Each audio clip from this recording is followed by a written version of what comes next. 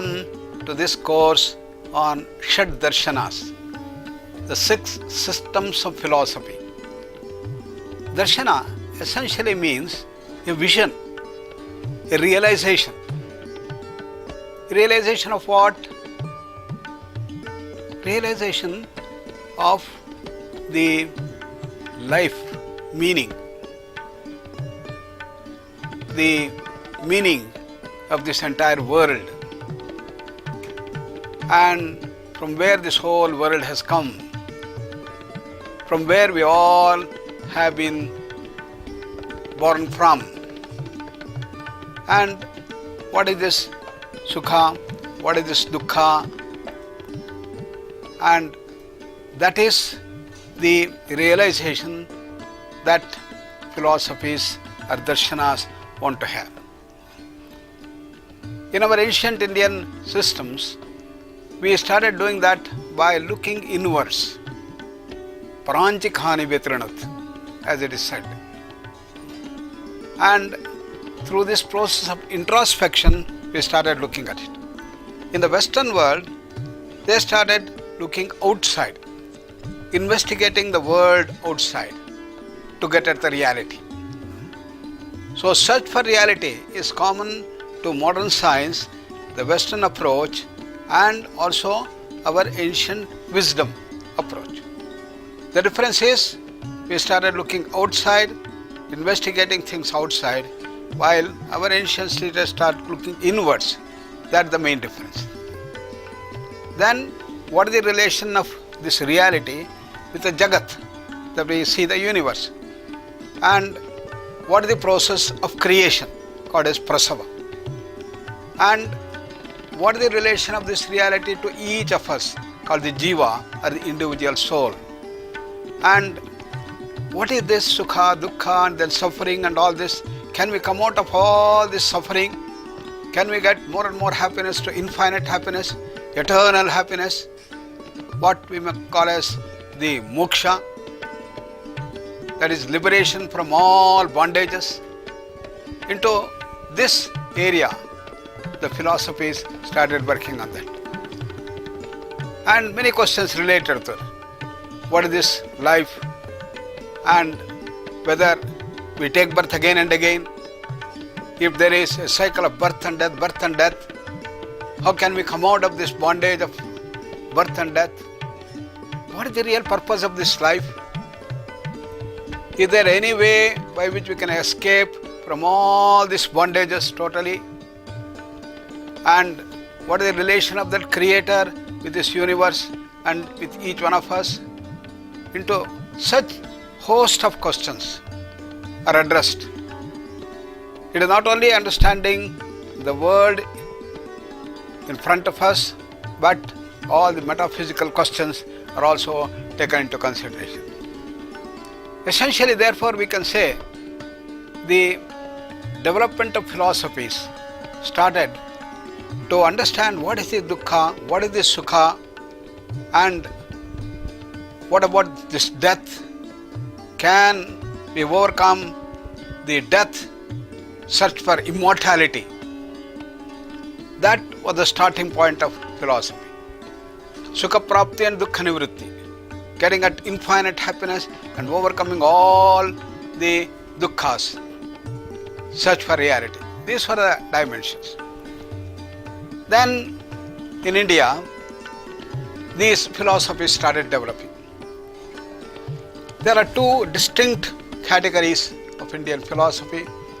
One is the orthodox, that's called the Astika philosophies, and these philosophies believe in the authority of Vedas, while the Nastika philosophy, they did not believe in that.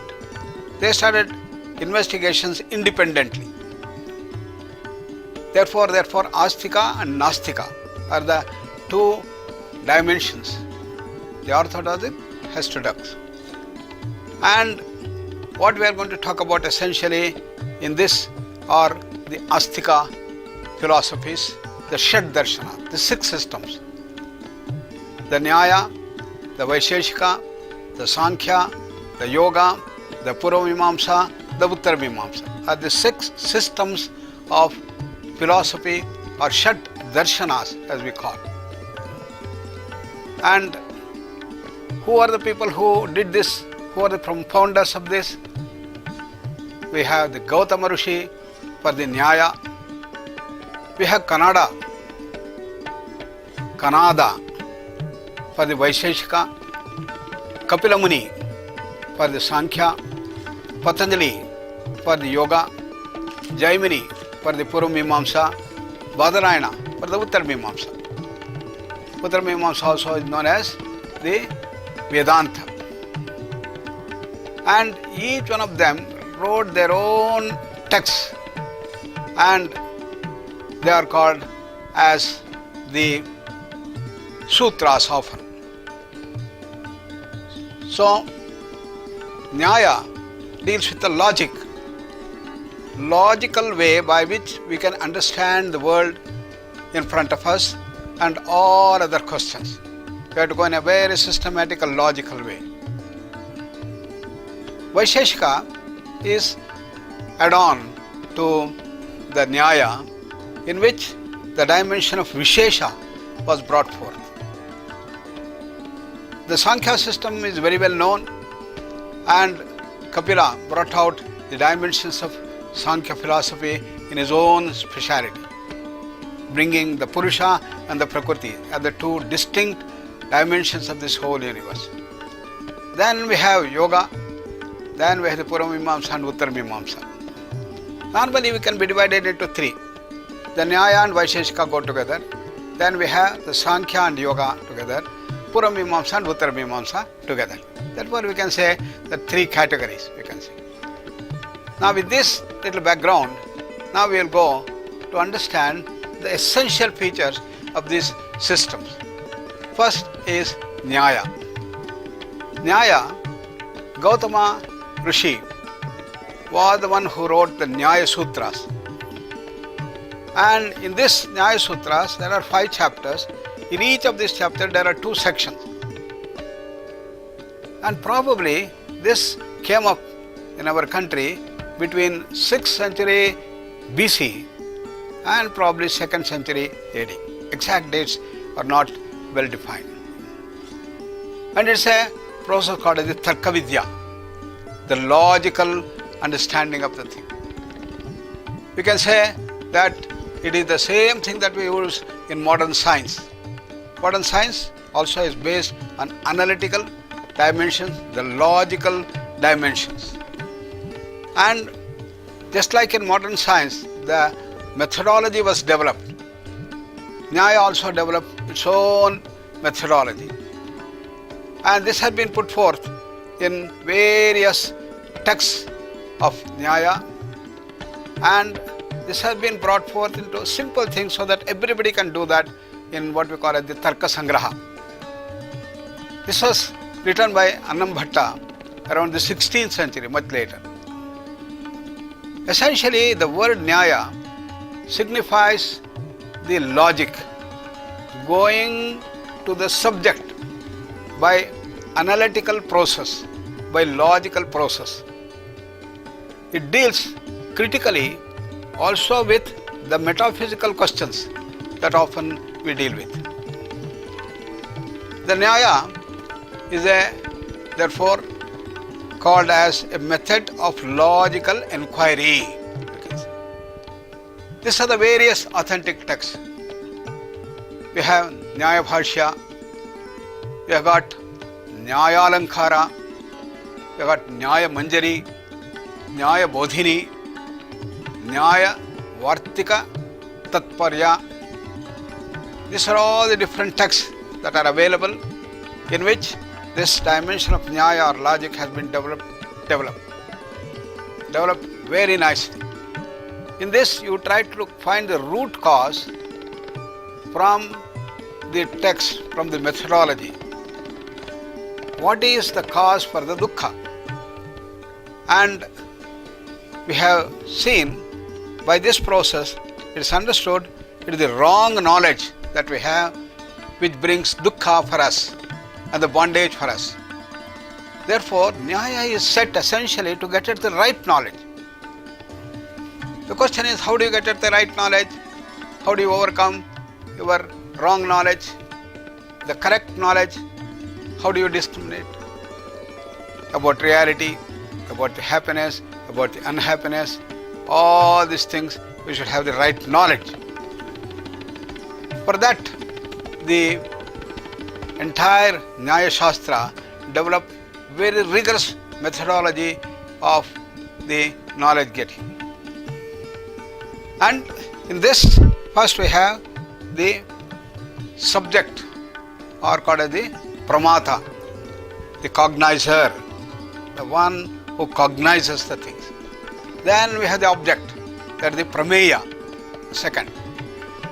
And when the interaction takes place, what is the cognition that takes place is called as the pramiti. And the way, the means of getting at the right knowledge is called as the pramāṇa. These are the four dimensions involved in this knowledge of Nyaya that we have. So now, what is the prameya?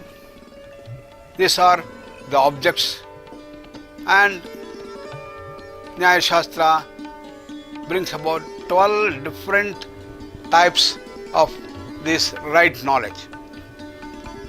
Right knowledge about the soul, about the body or the sharira, about the senses, and the object of the senses. We have the senses and we perceive the objects of the senses, and the intellect or the buddhi, and the mind or the manas. And it also involves dimensions of activity, pravritti, and how the doshas come, the fault that occurs. And pretyabhava is the transmigration, and the fruit or the phala, pain, the dukkha, and the salvation. All these are included in what is defined as prameya. And modern science did not deal with all these things. Modern science essentially dealt with the physical world. In the beginning, Newton and Descartes wanted to do that in the whole way, containing everything. The mind, emotions, intellect, God, goddesses, everything they wanted to investigate to find the reality.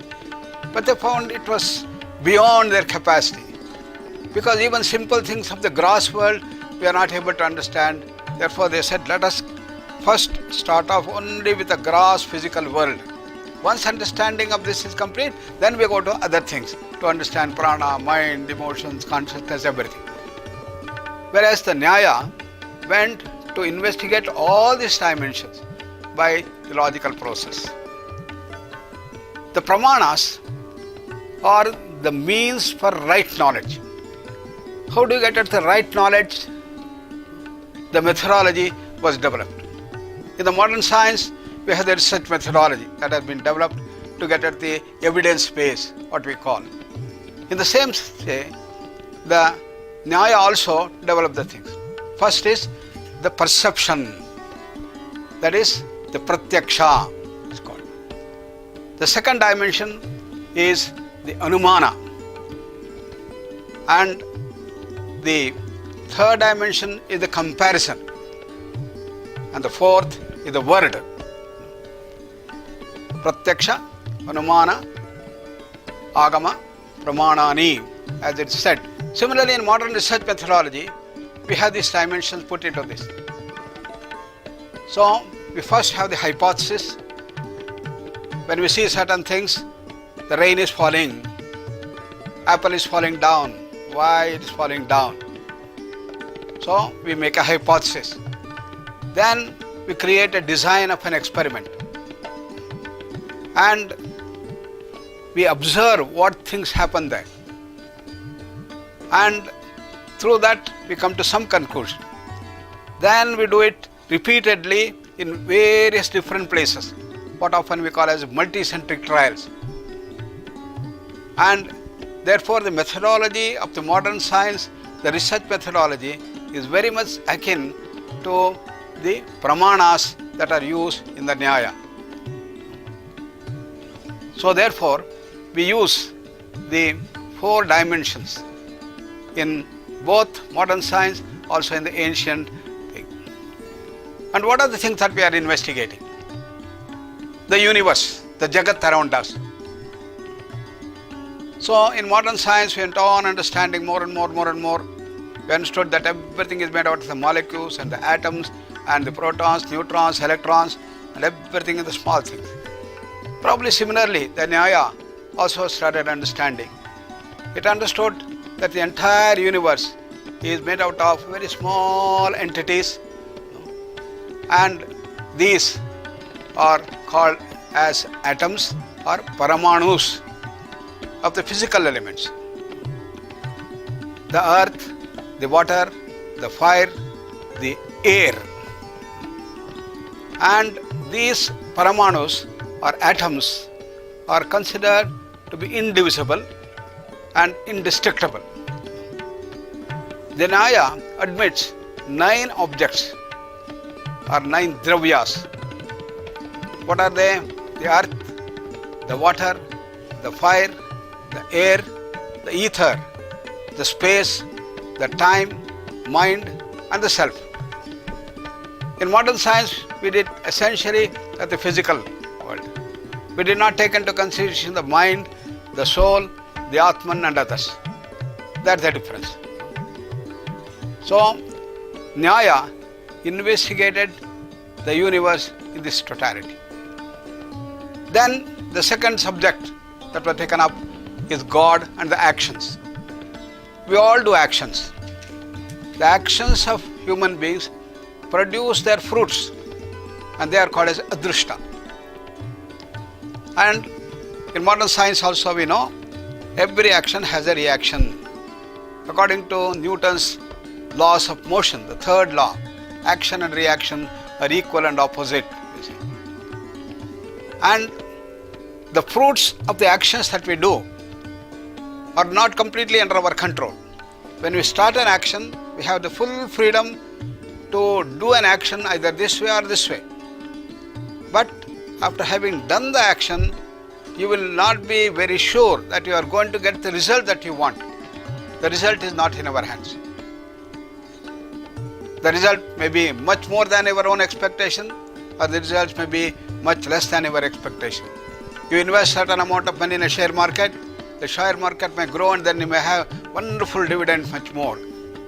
Similarly, the whole share market may collapse and you may lose a lot of your money. Therefore, the result is not in our hands. That's why it's called as the adrishta Nyaya. There are some unknown forces which govern our result. That is the dimension. The unknown laws are beyond the physical world.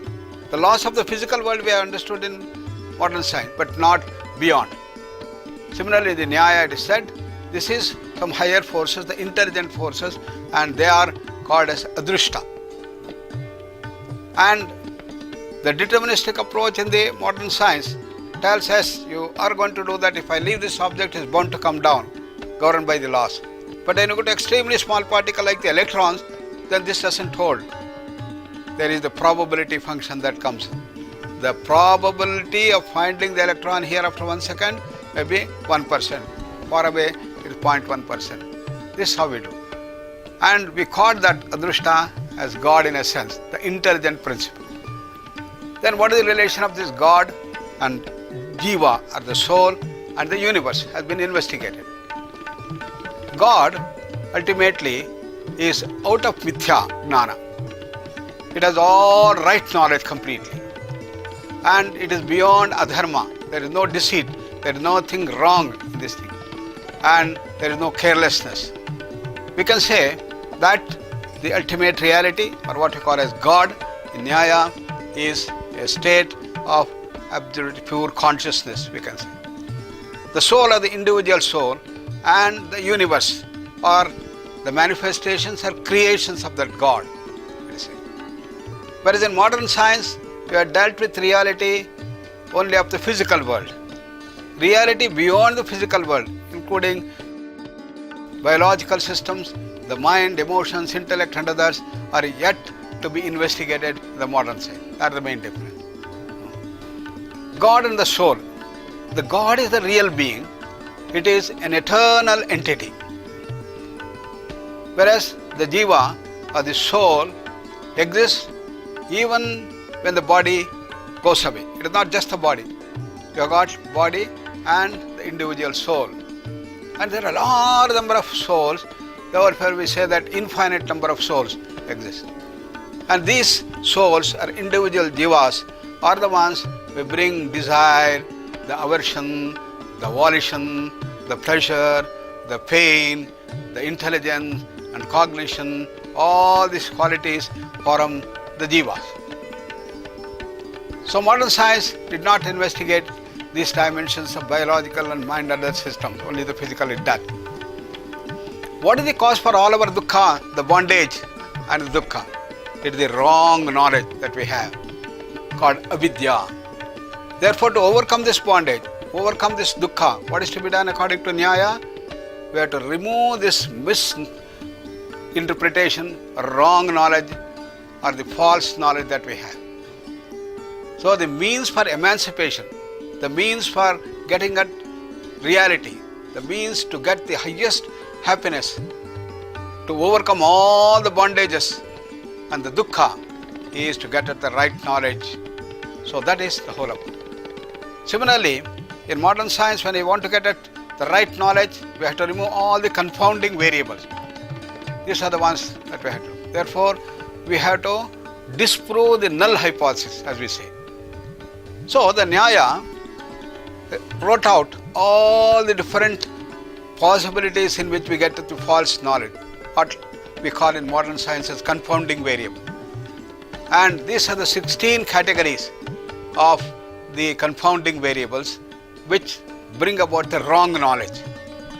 So you can just look at all these 16 wrong knowledge possibilities, and these are the ones that have been put forth as the dimensions. So when you are going to investigate and get at the right knowledge, all these confounding variables should be removed. Systematically, all the 16 wrong knowledge aspects have to be removed. Then only you will come at the right knowledge. And by so doing, you start moving towards the release or apavarga. Apavarga is the freedom. That is, absolutely you are away from all dukkha, all pain, and it is not in the form of some positive pleasures that you get it. It is destruction of the bondage. It is release from various kinds of pains and dukkhas, all tensions, stresses, diseases, everything you are out. And this is the relation of the jiva and the mind, nothing to do with the Atman. Atman is pure and our God, according to Nyaya, is perfect. And therefore you have to move towards that ultimately. So in that state, you don't have any desires and there is no effort, there is no merit, there is no demerit, there is no hatred, there is no mental impressions. It is all in a state of quiescence, complete silence, total, all-pervasive silence and blissful awareness. It is a state of painless, passionless existence, and it looks as if you are like a stone, but it is not tamas, it is not really the stone at times. Therefore, in summary, Nyaya brings about the knowledge base by systematic pramāṇa, getting at the right knowledge process about the reality or God. What it says, reality has nitya gnāna, that is eternal knowledge which is all pervasive, that is vibhu. God is out of mithya gnāna and adharma and the pramāda, you saw. The knowledge of the Atman, soul, is distinct from others. That is the moksha sadhana that is needed. The soul and universe are the creations of God, we can see. About the universe, what does Nyaya come to conclusion? World was begun by a combination of atoms, samyoga and viyoga. The cause of the world is the pramāṇas, and the 9 dravyas, materials, form the entire dimension of the universe. And Gautama advocated Arambhavada and Anyatha Khyati, the theory of production of a new effect from every cause of the realistic epistemology. Then What about the jiva? What is the understanding that Nyaya gives? Individual soul. Individual soul or jiva is the doer and the enjoyer. Jiva has many attributes. The cause for bondage is ignorance, ajnana or avidya. And 16 types of ajnana have been mentioned. 21 kinds of pain constitute the bondage. And the right knowledge releases from this bondage of the whole dimension of bondages, and emancipation takes place. And this is the whole essence of the Nyaya philosophy. And therefore it is a logical science which the modern science also adopts. Therefore there is a lot of similarity between Nyaya and modern science that we have. And thousands of years back it was developed in our country, and we can take these principles to be adopted into our research methodology, because the confounding variables have been put forth and the pain and other things have been talked about. With this, we will now pass on in our next course on the next, that is the Vaisheshika. Thank you all.